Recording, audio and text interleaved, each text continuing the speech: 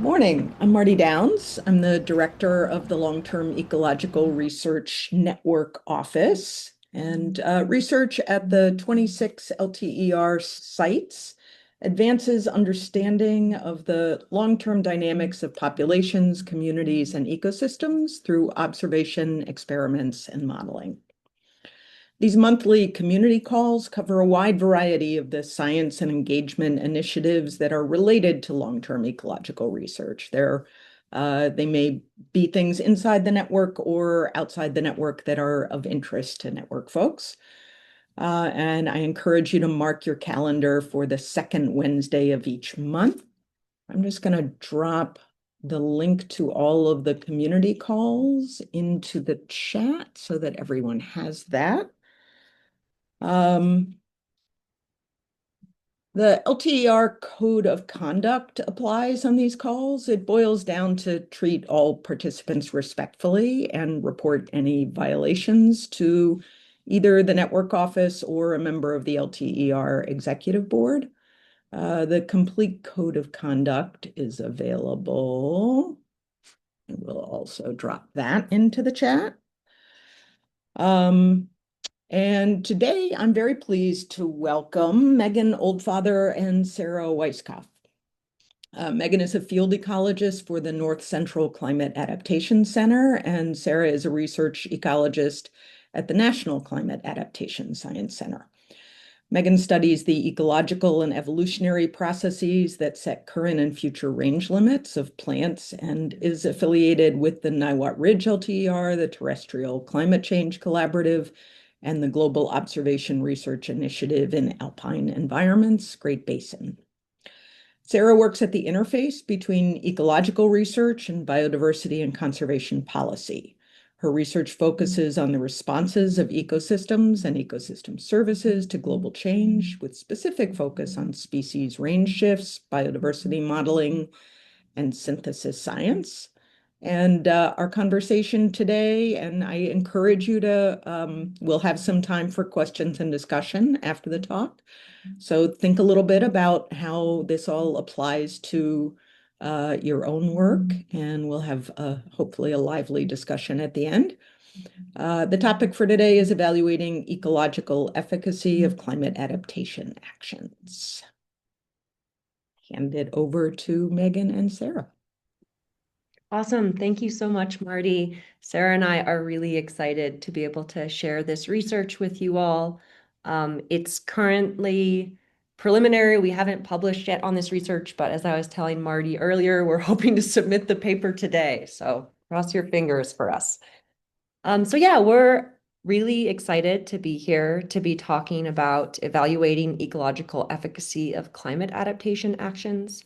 So really shifting a focus on to how can we better understand what works for commonly recommended climate adaptation actions. And we're focused specifically on natural resource management for this talk. I guess next, Sarah. Thanks. So I'm going to start with a little bit of background, but I wanted to put in the chat very quickly a couple of the ways that we see where this work focused on climate adaptation efficacy really touches on the data collection and sort of ethos of the LTER. And so I'm going to put those in there now just to kind of give you a sense of what we're thinking about. And as you can think about these connections as we go through this talk. But yeah, first a little bit of background. So both Sarah and I are part of the USGS Climate Adaptation Science Center. Sarah's at the National CASC that works across the whole nation as well as internationally. And I work specifically in the North Central CASC, which covers the region shown here in green. And our mission is to deliver science to help fish, wildlife, water, land, and people adapt to a changing climate. We largely support other Department of Interior bureaus, such as National Park Service and Fish and Wildlife Service, but we also work locally and at the state scale. And as you can see here, we span a lot of different regions. Thanks, Sarah. Sorry. Okay, so why is it important to understand the efficacy of climate adaptation? So first, climate change is the third leading driver of biodiversity loss to date. From this report by IPES, can see that although land use and sea use changes and direct exploitation, can never say that word, so I'm not going to do it, impacts biodiversity, climate change is the third leading driver. One of the ways that we can mitigate this loss of biodiversity through climate change is by changing how we manage and use landscapes. Next. So there has been a range of actions proposed through literature that have been thought to address climate change impacts. This table is from a synthesis by McLaughlin et al. In 2022, where they both looked at a data set of recommendations for climate adaptation, shown here on the left, from 1985 to 2007. The top 10 or so, I believe, are highlighted in orange. And so these are things like increasing connectivity, restoring ecosystem function, conducting monitoring, and also mitigating non-climate threats. And you can see when we look at more recent data sets, we again have a lot of the same overlap where we're seeing the same sorts of recommendations for how we can start to think about managing landscapes in the context of changing climate. So we see that there's these really broad recommendations for what might be climate adaptive land management. And those really haven't changed over the last decades. Next, please. However, unfortunately, there's really limited scientific evidence supported that these commonly recommended uh, management actions are effective in supporting the objectives of those managements and mitigating the negative impacts of changing climate. So there's been some really fantastic work by Laura Hansen and her group, both from this 2023 paper, but also a more updated 2025 paper, where they have synthesized the evidence for where and when different resource management actions have been tested for their efficacy.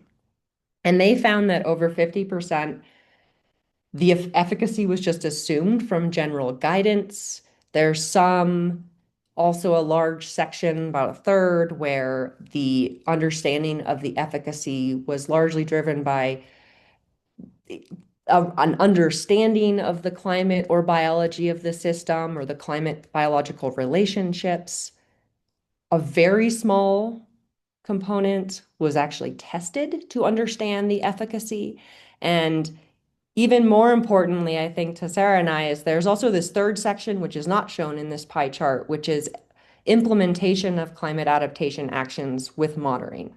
So that they didn't even find any examples of cases where there was published literature on a climate adaptation action that was implemented, and then the efficacy was monitored through time to better understand if that climate adaptation action actually fulfilled the goals that was set out. Next, please. So there's a very strong need to better understand if, where, and when we're putting in climate adaptation actions or shifting our management strategies are actually working. And there's a couple reasons why we want to do this. One is in order to really demonstrate the return of investment on our actions, management actions, to both understand if they're economically and logistically feasible, we really need to understand if they worked at all. And this is important also for maintaining support for adaptation in general and for rethinking rethinking how we do some of our management across public lands. Also, if we don't understand efficacy, there's a huge risk of expanding limited resources on things that don't work, or even promoting actions that we think will work but have maladaptive impacts. And then lastly, especially within the context of climate change, it's really important when we're thinking about these non-stationary long-term changes of the climate and the biological responses to those things that we need proactive and robust management interventions. Next, please.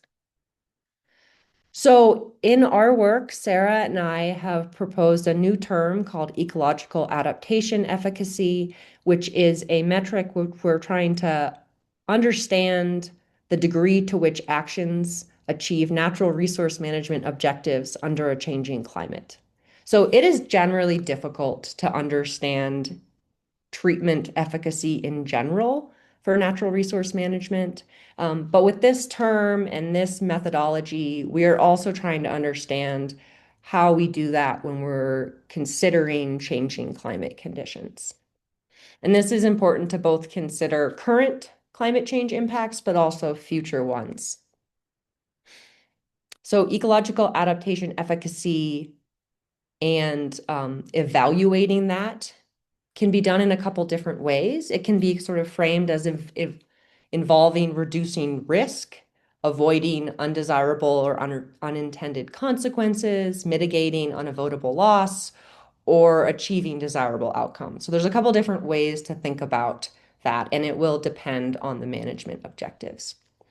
And then thirdly, and I think a really important thing is that we're really trying to move the conversation from really broad recommendations of climate adaptation to having ecological adaptation efficacy being framed within a climatological or ecological context. So not just saying increasing connectivity will always be a climate adaptive, but instead thinking about, do we want to increase connectivity in this one area, in wetter spots, in drier spots? Do we want to do it in the Southwest, but not the Northeast? And that will really depend on the different drivers of those ecosystems and how climate can reshape that.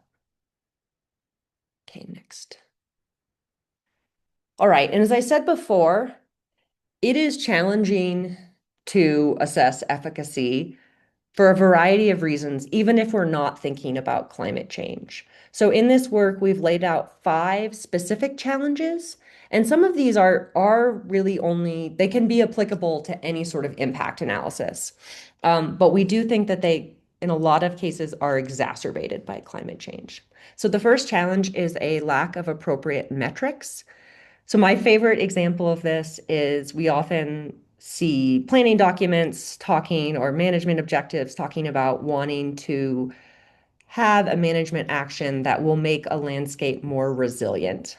And sometimes it can be hard to know what that actually means and what does that mean for what we need to measure on the landscape to understand if the management action is effective. A second challenge is a lack of relevant counterfactuals. And this is one of a great example of one that this is just a general problem. This is not specific to climate change. When we talk about impact analysis, thinking about what the counterfactuals that we're comparing to is really important and can be especially difficult when we're thinking about multiple drivers that are changing across space and across time. Climate change complicates this because even if we have management actions in one spot, but not the other, to understand the impact of that management, we also need to consider how changing climate might be differing. The rate or the magnitude of climate change might be different in those different spots. We can also think about both the temporal variation, ecological efficacy, and the spatial variation, ecological efficacy.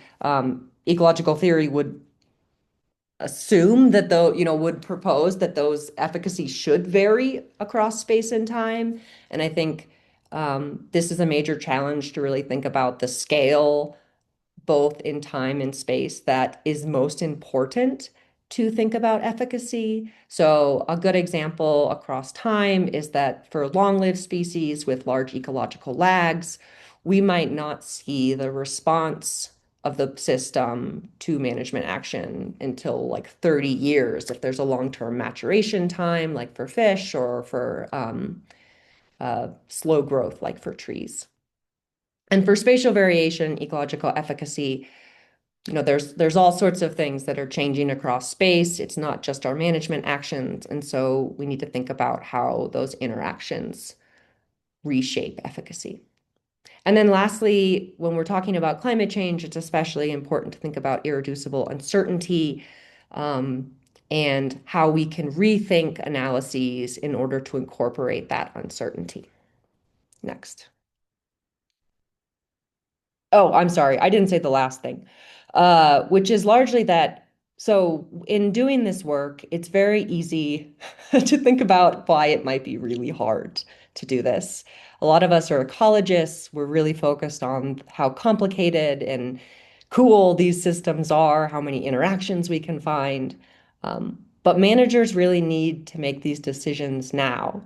Um, and they need to understand, even with uncertainty and even with complications, what is our best bet for moving forward?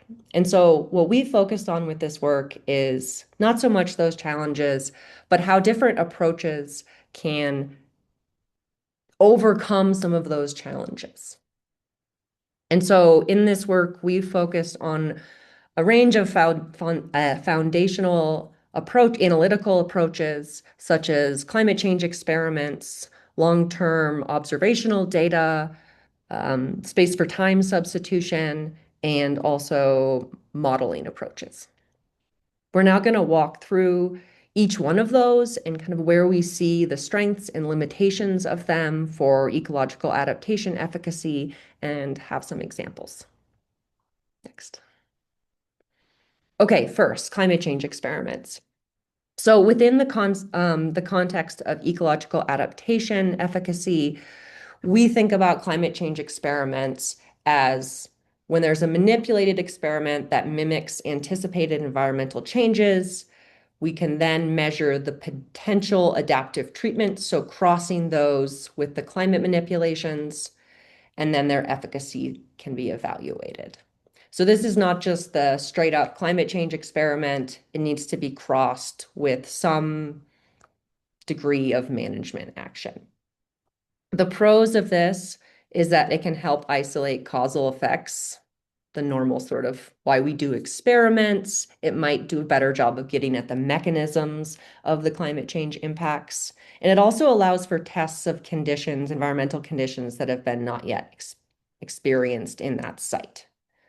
Some cons of it for inference about ecological efficacy is it's usually restricted to small spatial and temporal scales, and often limited in the number of variables that can be manipulated because, as I know everyone in the LTER knows, field experiments are hard.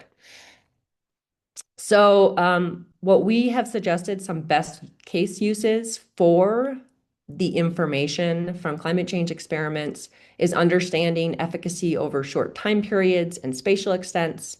And again, kind of thinking about management outcomes under projected future climate conditions. Oh, yeah, case studies.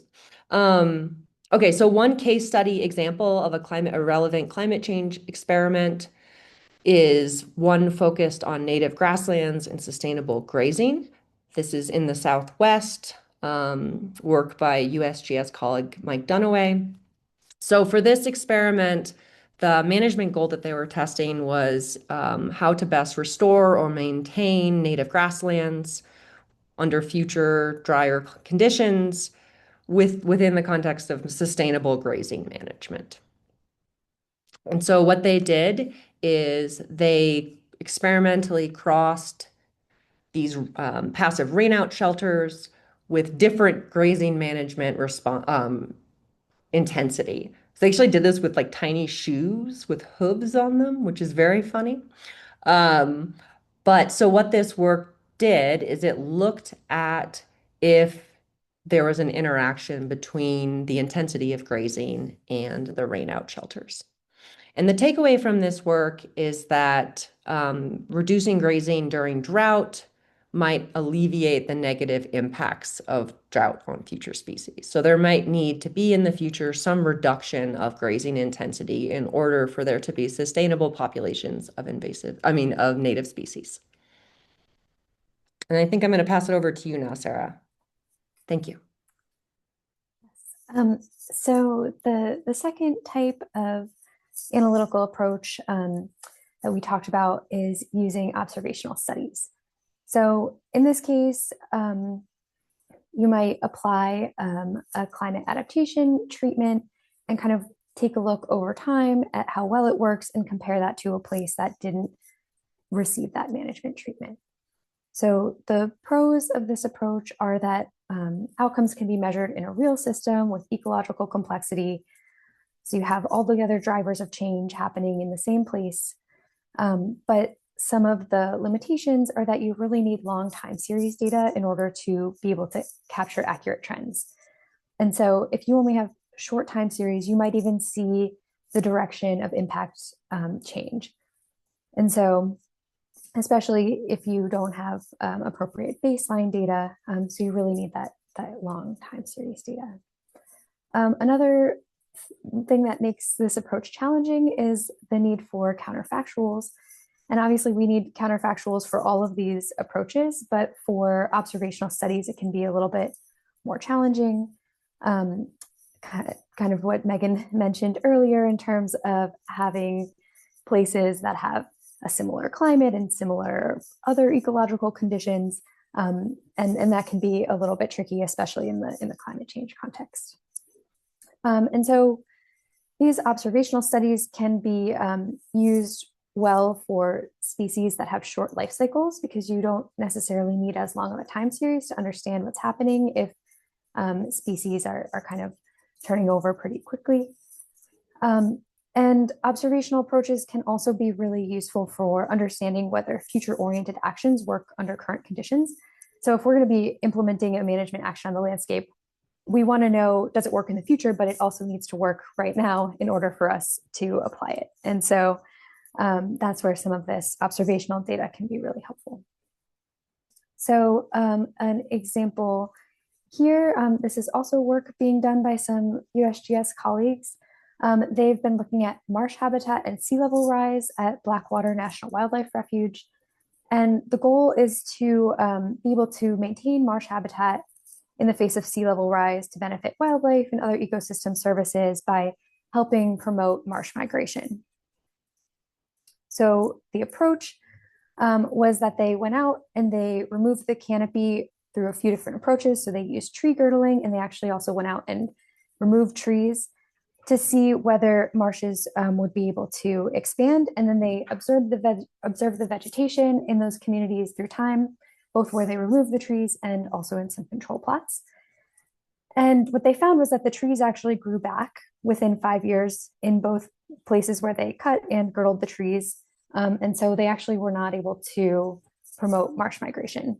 And so the takeaway here was that physically removing trees was not enough to stimulate marsh migration, and that they really couldn't get too far ahead of the current level of sea level rise. So this is a case where an adaptation action maybe didn't work as well as we hoped it might, but that's still really useful information for us to decide whether we should be applying this kind of approach. The next kind of analytical approach that we talk about is space for time substitutions.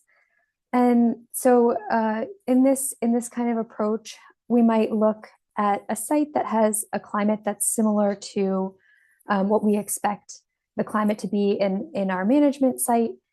So for example, we might anticipate a certain level of warming, and then we might look at how management actions work in a place that has those climate conditions currently.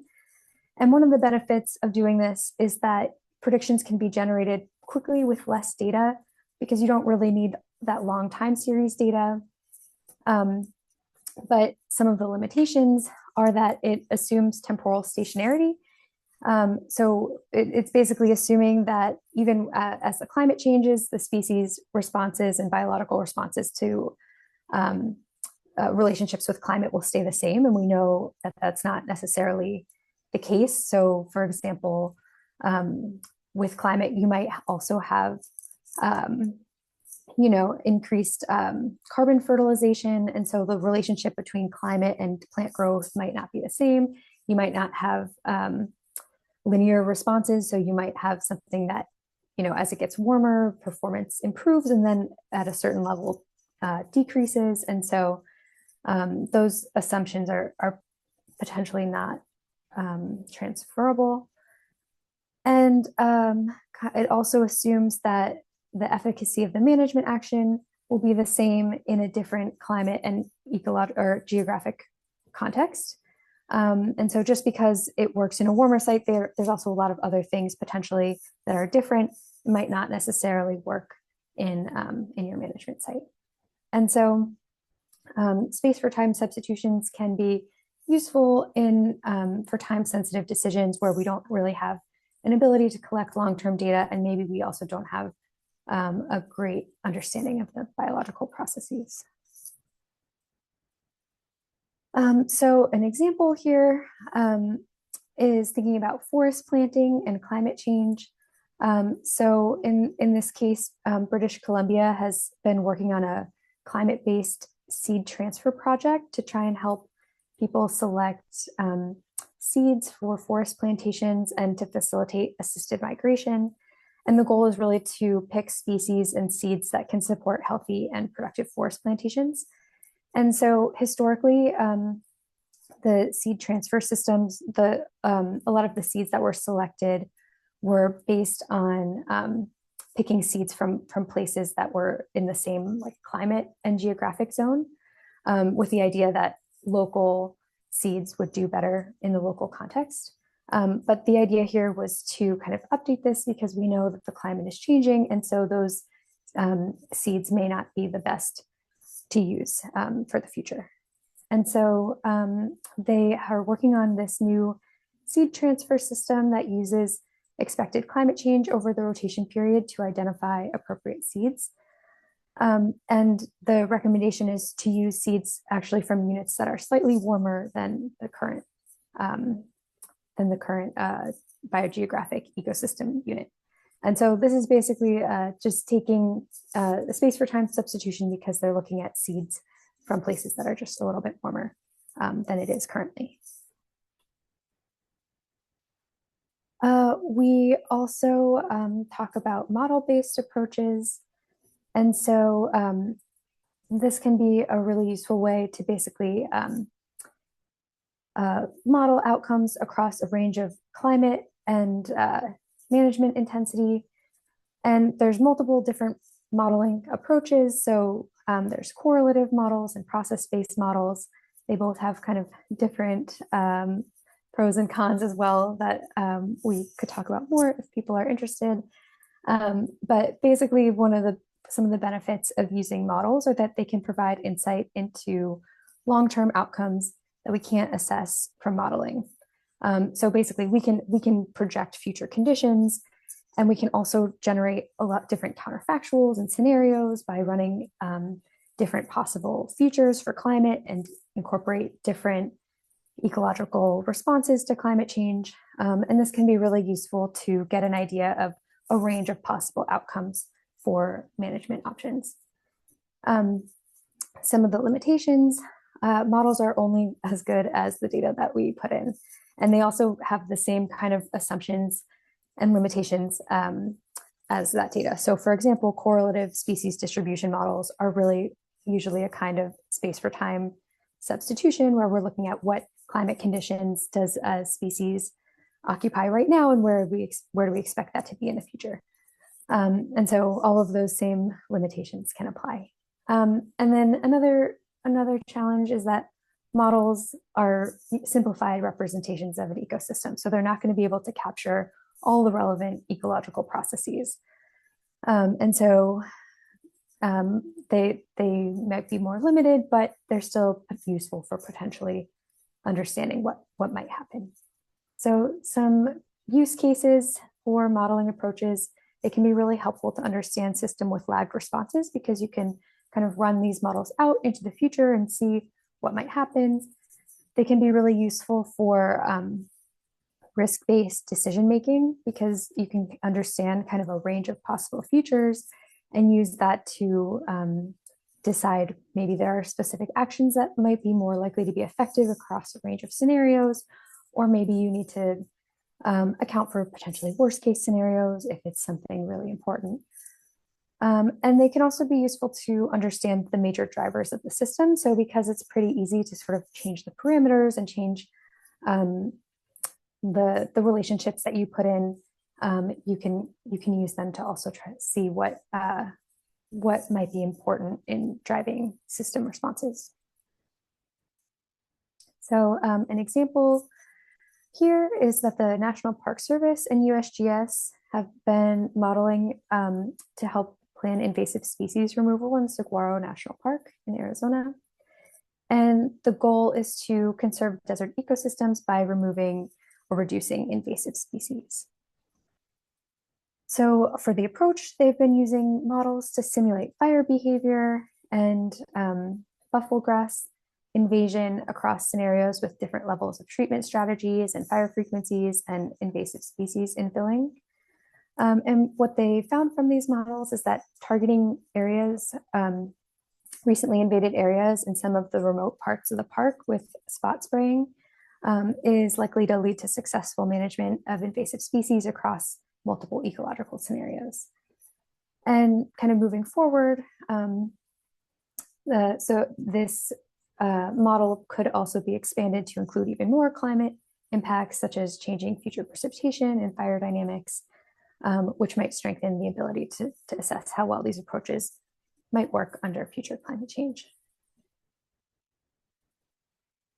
Okay, so we just talked about a bunch of different analytical approaches that we can use to assess efficacy, but they all, as we mentioned, have different strengths and limitations. And so one way to have a little bit more confidence in adaptation efficacy is to combine multiple lines of evidence to help kind of overcome some of those challenges. And so it can also tell us be a useful approach to kind of expand what we know and understand. So for example, if we have different results from space for time substitutions versus experimental manipulations, it might tell us something about, whether we have short-term efficacy versus kind of long-term management efficacy. And so combining these multiple lines of evidence might help to understand how transferable and generalizable adaptation actions are across different spatial and temporal scales. So we thought it might be helpful to kind of walk through a hypothetical example of how we might combine multiple lines of evidence. And so in this case, we're thinking about a hypothetical example of assisted plant migration. And so maybe the first step here would be to identify which species might be suitable for this assisted migration. And you could use space for time substitution to identify species that are currently located in warmer conditions that might meet whatever management objectives you have for your location. And then once those species have been identified, you could run a species distribution model to confirm that the species could survive both in the current climate conditions of your site and also a range of projected future climate conditions. You could also, before kind of implementing a large-scale assisted migration, run an experiment where you plant some of the individuals in the study area as a control plot, and then also do some experimental manipulations. So for example, if you are expecting warming, maybe you do some simulated warming in some plots and see how well the plants perform under those conditions. And then finally, you could use some long-term observations by planting species and then monitoring how they perform over time. And so using all of these approaches might make you more confident that you've selected species that are appropriate for assisted migration for your management location. And there's a lot of space for future research in this area.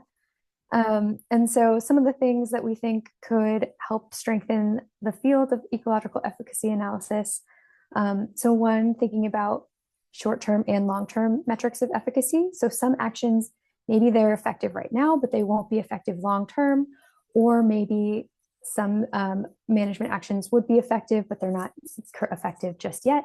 And so an example of thinking about metrics here, if you're working on restoration, a short-term metric might just be, do the plants grow back right now in these current conditions?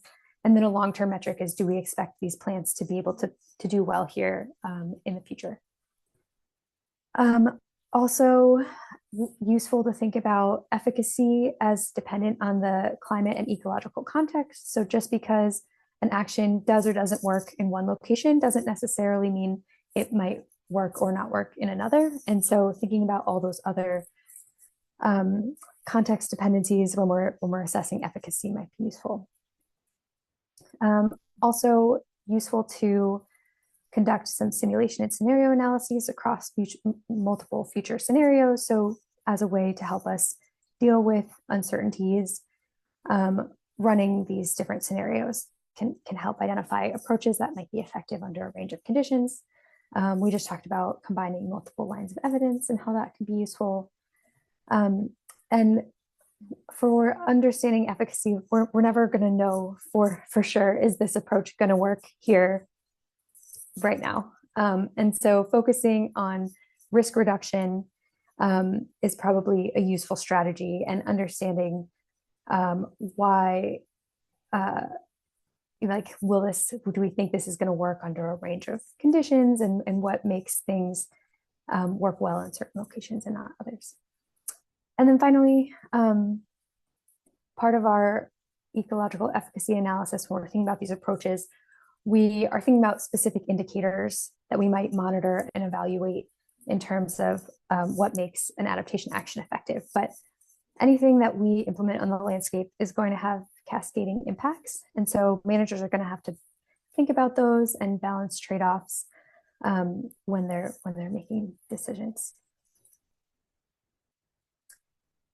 So to kind of wrap things up a little bit, management decisions in response to climate change are being made already, even in this environment of limited evidence for how well things work. And so improving our understanding of ecological adaptation efficacy can help decision makers choose management actions that are more likely to be effective at achieving management goals.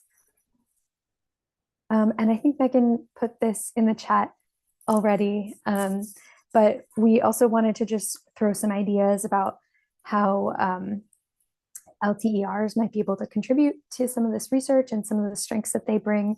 So some of the things we've been thinking about are that LTERs have combinations of long-term data and experimental work, and also sites that span a lot of ecological and climate contexts. There's also a strong focus on changing environmental conditions, and some of the LTERs have a management focus. And so there's potentially a lot of data there that we can use already to try and apply some of these approaches, and see whether we can actually analyze efficacy for certain actions. And we also just wanted to also thank all of the co-authors on the paper. And here's our contact info.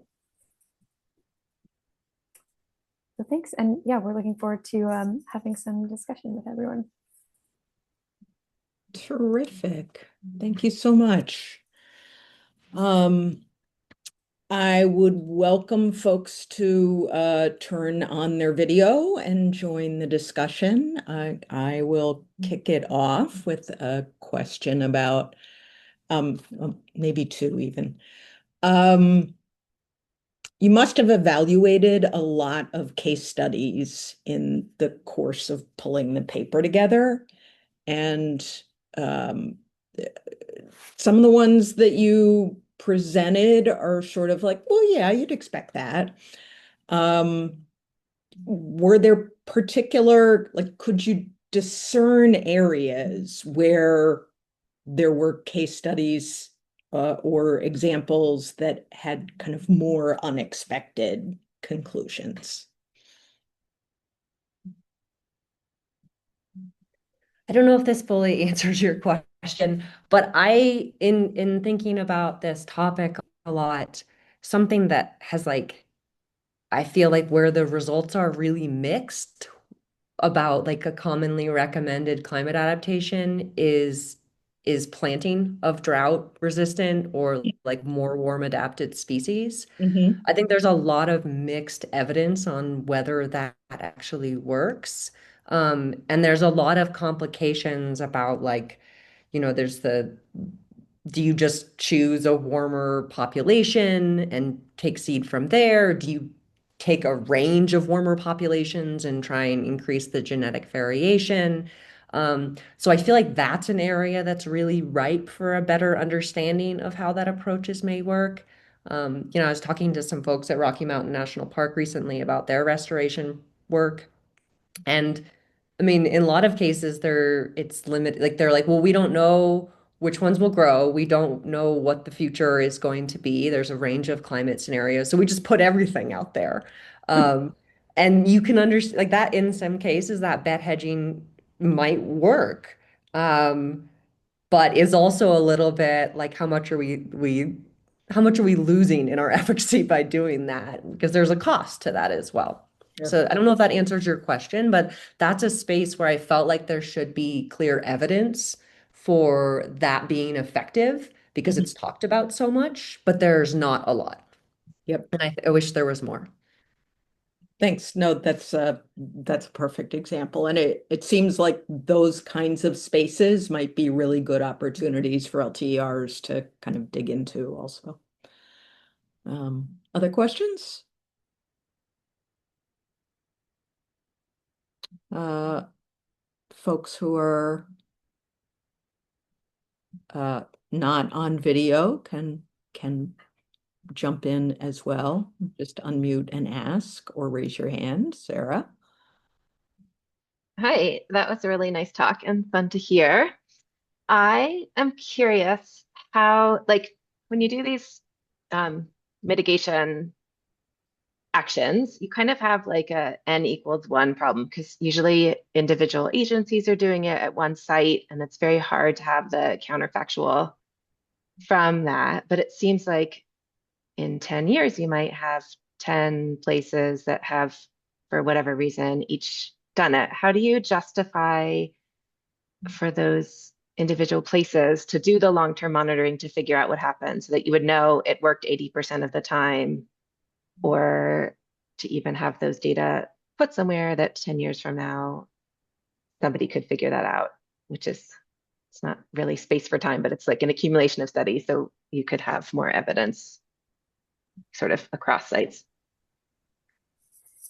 Yeah, that's a really good point. I feel like this is a topic that came up a lot of times while we were working on this paper because we were really focused on the analytical approach. But of course, you need all of that long-term monitoring data, and there's a lot of other things that go into being able to evaluate the efficacy. Um, so, and maybe you have some other thoughts, Megan. I think it's hard to I mean, hopefully, if management agencies are putting resources into action, climate adaptation actions, hopefully they also would want to do some monitoring also to see if it's working in their site for. So maybe it's not just for this shared learning, but also is it, I feel like adaptive management has been the idea has been around for a long time, but yeah. So I don't know if that's a specific answer, but I think that we do need that long-term monitoring data.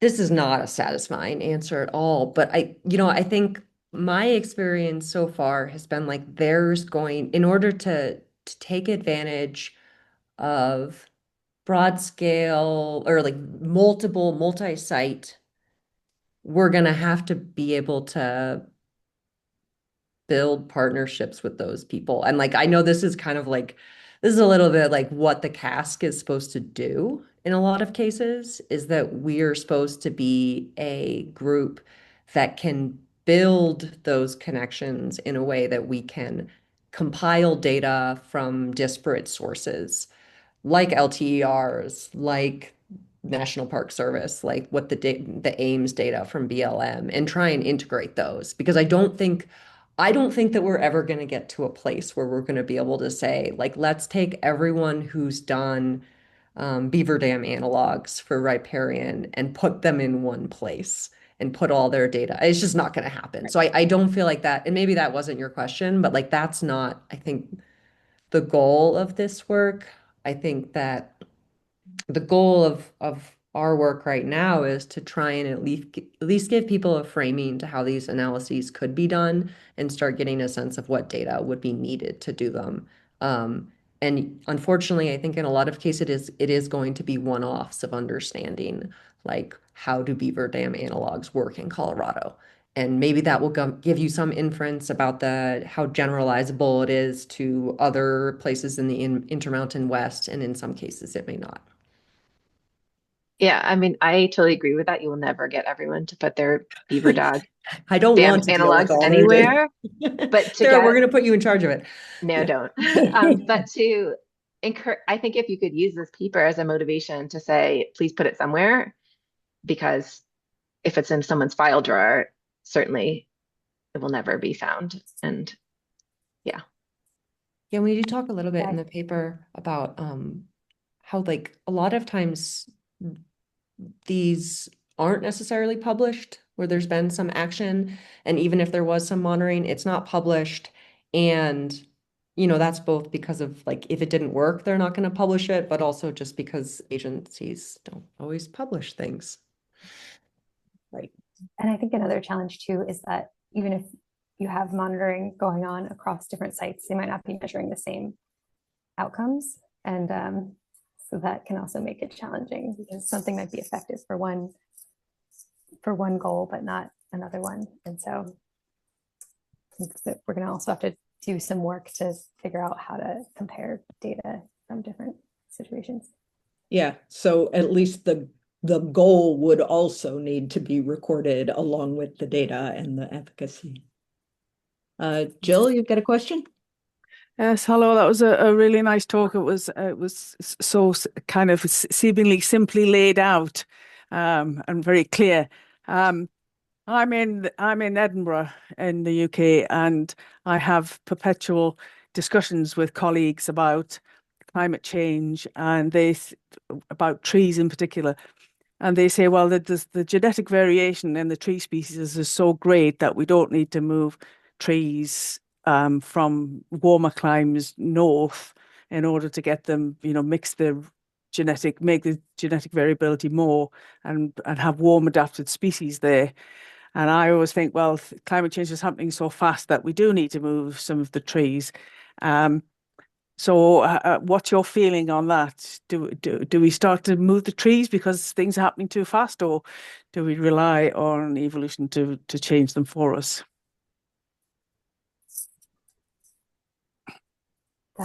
That's a really good question. And I feel like a great example of why we need some more efficacy analysis. I I think that I don't know that we have a good answer to that yet. Somebody's just put an example of an area where publishing negative results is particularly important, and also non-significant results. And I know a journal has just started up that is now going to publish non-significant and negative results. So maybe by incorporating all of those studies in, we'll be able to come up with answers more easily. But if you can, if there's any steer from the case studies that you've looked at on what we should do, then I'm really looking forward to reading the paper that you're publishing. Yeah, I mean, I think a really difficult part of your question too, and this is the classic ecological, it depends, but I think that for some species, it might be more appropriate to move things from a warmer climate, and in some cases it won't be necessary. And I think that maybe that's to Sarah's point about needing these efficacy analysis, is I think that right now there's almost this faith-based it's like there's a dogma about that these are specific climate adaptation actions that work. And I think a lot of our concern is if we don't really understand the constraints of the ecological parameters, the climate parameters in which that is true, we're often just we're gonna apply climate adaptation and it's gonna fail, and we're not going to know why, and we're going to be caught in this perpetual cycle of losing support for climate adaptation and for incorporating climate change into our management, planning, and decision making. And I guess another thing that I'll add, I feel like trees are a difficult So hard. example too, because they're so long lived that it's, they might be fine right now, but if there are no seedlings that are surviving or something like that, if you're just monitoring like adult trees, you might not realize that for a long time. And so some of it might also be thinking about some more short-term metrics that we can look at that might give us an idea of what might happen. So if you're going out and you might still have adult trees, but if there's no like juvenile trees surviving, then that might be an indication of a species that would benefit from some. I think that's why we need more information on the physiology and the traits, because if we monitor them for we could monitor them for a long time and we are never going to get an answer. But if we knew the mechanisms, then it might be easier to make those decisions. Absolutely. Thank you anyway. Thank you. Thanks, Jill. So ecology does have a lot of it depends answers, and it seems like those could be quite valuable if they were gathered in one place, which I suppose is part of what the casks are supposed to do. Are there ways that the LTERs could sort of channel the information that we have that would be helpful? Like that's a sort of overwhelming task to me. I can't even imagine how. Maybe you could talk a little bit about how you are doing it, trying to do it, thinking about doing it, and how we could be helpful. I'll just say that we haven't done it yet. So I also agree that that's an overwhelming task. It's like from what we've done, it's been focused on like one management action, because there's so many different types of management actions, and they also occur at different spatial scales. So like sometimes there's decision making that occurs across a region versus at like a single unit. And so that can complicate that as well. I mean, I think that like this discussion and so, like this is the first step in kind of understanding where there might be interested parties that are more management focused at LTERs, where they have applied managements or things that can be related to management decisions and might be more interested in slightly tweaking an analysis to also make it more actionable and make it more relevant to decision making on the surrounding landscape. Thanks. Also, Sarah, you mentioned like dead trees, and you got Kai to ask a question. Totally. Kai? My question's not about dead trees, but surprisingly enough, this is kind of half-baked, and I'll keep it kind of quick. I'm just learning more and more about like how many different like casks there are, how many different adaptation centers there are across like really different ecosystems, like ranging from, the one out here to that work, all these ones that work on forest over to like the Pacific Island ones that work on like coral reefs. And I'm curious how much kind of cross-pollination you have across the centers. And I mean, this looks like a good example of this, all the stuff you're talking about today and the paper you're publishing. I'm wondering how common that is, because there are some of the techniques you're talking about are really translational across marine and terrestrial ecosystems. Like assisted migration is talked about in coral reefs. It's not very well established or tested, but it seems like there could be a lot of value in like transferring different techniques from marine to terrestrial and vice versa. And I'm wondering how much that actually happens. Yes, that's a good question. I think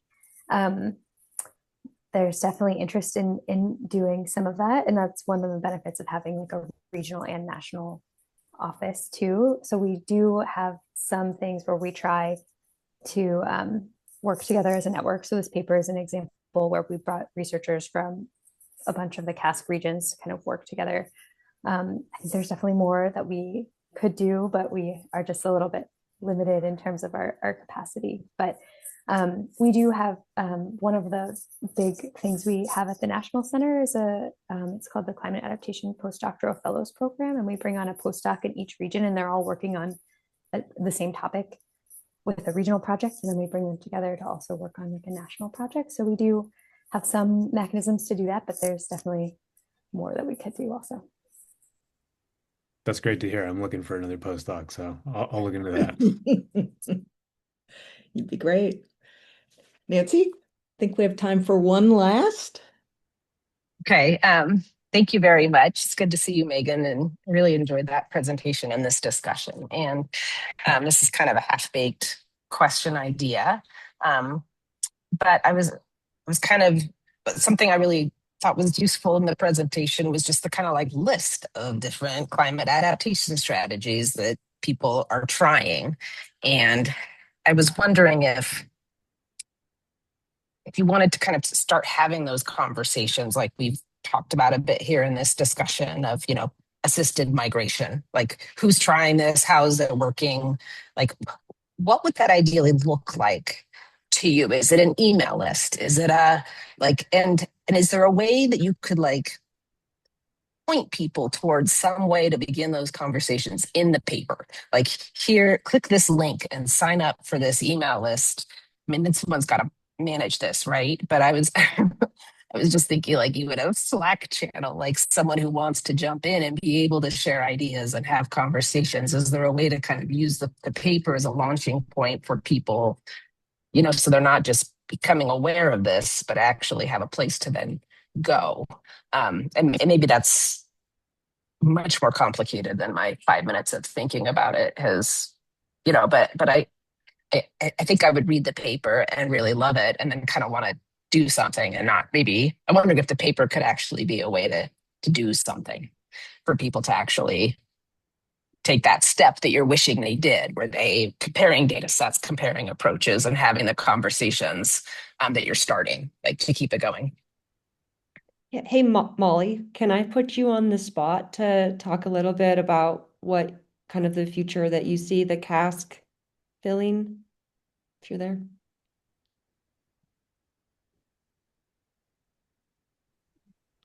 Yes, although I was just about to say I had to step off, so I was a little distracted I in can do hearing it that then. question. No, I can say a little bit. Yeah. I just wanted So to I give the apologize. I opportunity. didn't get to hear the full details of the question. But to speak broadly. I mean, I think I came on board about 2.5 years ago to the CASC program, and as I came on board, what I'd been seeing was the CASCs doing a lot of work to understand, how climate is changing, what the ecological impacts are, what it means for management. And I and many others already in the CASC network see this sort of focusing on building out more science to understand the effectiveness of actions once they're being implemented as a really, I think, valuable place for the CASCs to plug in, and a huge gap, as Sarah and Meagan pointed out, sort of in the literature and in the research world right now. So I think that I hope that you'll see the CASCs building out more. We've had a few calls for proposals to do more work on the evaluation piece.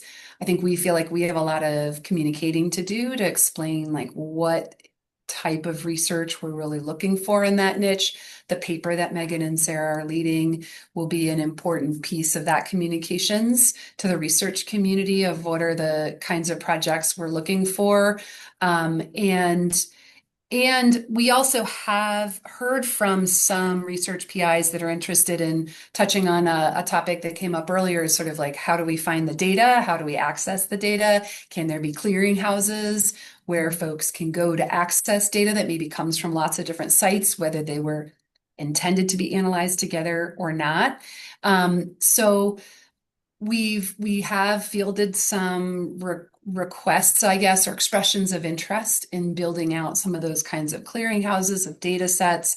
And, right now our emphasis is more on funding some of the analytical work that that Sarah and Megan described, of which we see, you know, a lot less of it out there than we want to see. And then using that as maybe a platform to thinking about how do we build the data sets that can further support more of that work. That's a little bit of my mindset on things, is I think we need more models and examples, more of those case studies. Marty, at the beginning, you sort of alluded to, we must have combed through a lot of case studies to pick the ones we did. And the reality is there aren't a lot of case studies. And that's what we really want to stimulate even more of. So definitely encourage folks to reach out and connect with their regional, you know, CASCs that are in the regions where you guys are doing work, and, or I mean, connect with any of us, but also encourage you to reach out regionally to the CASC counterpoints, because this is a widespread topic of interest, and we're looking to build out more work across our national network in this arena. So Will do. Thanks. Thanks, Molly. Sorry. yeah, Oh, no, it's Can I okay. just add one more thing, Marty, just Yeah. to Nancy's question? I mean, I think specifically for the LTERs, I think also that getting a better sense of which experiments and observational data collected at LTRs actually can relate to management actions. Like when is there that overlap? I think that's what we still need to understand. And I think that that's going to be challenging because, you know, there are examples where like we're talking about assisted migration and that could relate to the turf transplant work in some cases, but it's not going to be called assisted migration in the published literature. And so I think that, you know, maybe there's a place to follow up where we kind of get a sense of like, you know, we might have to sub-select to like, these are the 3 management actions we're interested in, like prescribe fire, manage relocation, woody encroachment management. Like, where do we see overlap with people's experiments? And I do think it will take some creative thinking, experiments and observational data. Like, it will take some creative thinking to when is there overlap? Like, when can we kind of say, like, well, that experiment is sort of like what is the management action?